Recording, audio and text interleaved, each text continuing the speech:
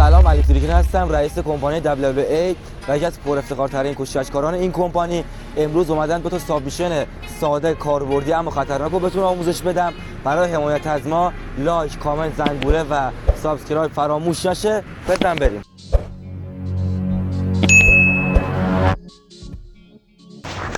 خب اولین سابمیشنی میخوام آموزش بدم بهتون سابمیشن گردنی است. ما بهش میگیم سابمیشن گردنی. برای دادن این سابمیشن شما فقط به دو دست نیاز دارید. تئوری این سابمیشن به گونه‌ایه که حریف باید پشت به شما وایساده باشه، یعنی پشتش به شما باشه. شما با اگر چپ دستید با دست چپ، اگر راست دستید با دست راست، استخوان ساعد رو به روی حنجره و نای حریف قرار میدید و با دست راست دست چپ رو قفل میکنید و همینجوری این دست باعث کشیده شدن قرار میگیره و فشار بر گردن حریف وارد میشه و باعث تسلیم شدن حریف میشه. برای نشون دادن عملی این سابمیشن من از ادامه دعوت میکنم که بیاد و این سابمیشن رو به شما آموزش بدیم. سلام دوستان، رمضان هستم. خوش اومدید به ویدیوی آموزشی جدید ما. امروز ما توی آموزش سابمیشن دیگه با هم چیم عملی رو اومد انجام بشه. خب توضیح دادی عملی انجام بدیم؟ بله. خب الان مثلا من که قدم بلنده آقای علی فریکن باید بپره، من اینجوری میپره بالا، گردن رو میگیره میاد پایین. فهمید شد؟ میپره بالا، گردن رو میگیره، قفل میکنه میاره پایین. برای که اثرگذارتر باشه این دست بالا نماده باشه، چون طرف دیگه راحت میریز پایین آزاد بشه. شما میای بالا میاد پشت قرار میگیره، اینجا قرار میگیره. حالا آقا علی فریکن ما اجرا میکنیم. برای این سابمیشن برای افرادی که قدشون بلندتره رو ما الان داریم اجرا میکنیم. برای این افراد با اول پرش انجام بدی، دست چپ رو بیای دست راست رو قفل کنید اینجوری. الان دیدید الان ردانه چیکار کرد؟ 3 بار ضربه زد به بدن من، ولی میتونه اگر رو زمین قرار گرفته باشه 3 بار ضربه بزنه به زمین. این سیگنال دریافتی برای زننده سابمیشنه که سابمیشن به پایان میرسه و مسابقه به طور کل تمام میشه و نشونه پایان دهنده بازیه. الان من یه دونه این از این سابمیشن به عنوان روی زمین زدن انجام میدم.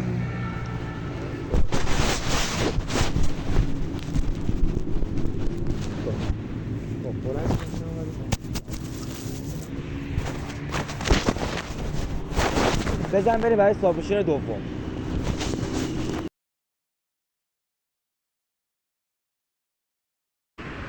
بریم برای سابمیشن دوم. سابمیشن دوم اسمش فریکن لاک است. در این سابمیشن بازم شما نیاز به 2 تا دست دارید، اما در این سابمیشن حریف حتما باید خوابیده باشه. در سابمیشن قبلی ایستاده هم میشه سابمیشن رو اجرا کرد، ولی تو این سابمیشن حتما باید حریف خوابیده باشه. وقتی که حریف خوابیده است، به کمر خوابیده و شما پای چپ یا پای راست حریف رو با اون دستی که یا دست راست یا دست چپ خود میگیرید، از ساق یا مچ پا میگیرید و حریف رو کامل میچرخونید برمیگردونید که روی شکم حریف خوابیده باشه و همونجوری که پای حریف تو دست شما قفل شده، پای حریف رو میکشید و انگار پای حریف از جا قراره در بیاد، اونجوری میکشید پای حریف رو و حریف از در تسلیم میشه و این سابمیشن تاثیرش از سابمیشن های دیگه بسیار بیشتره. الان برای زدن این سابمیشن به صورت عملی از ادامه دعوت میکنیم. برای زدن سابمیشن فریکن لاک پای حریف، چون من دست راستم با دست راست استفاده میکنم و پای راست حریف رو تو دستم میگیرم. این سابمیشن به این گونه است. شما پای حریف رو با دست تخصصی خود میگیرید، بلند میکنید، حریف رو میچرخونید کامل و یا نشسته یا ایستاده، اما نشسته تاثیر بیشتری میگذاره. سابمیشن رو اینجوری پای حریف رو میکشید و حریف با زدن 3 بار به زمین اعلام تسلیم شدن میکنه.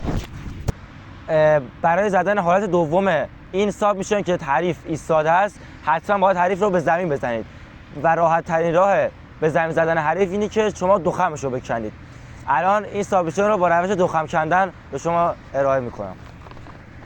شما دست چپ و دست راست رو مخالف پای چپ و پای راست حریف میگذارید و دخم اینجوری کنده میشه. شما پا رو در اختیار قرار بگیرید و میچرخونید، این گونه میکشید و حریف تسلیم میشه.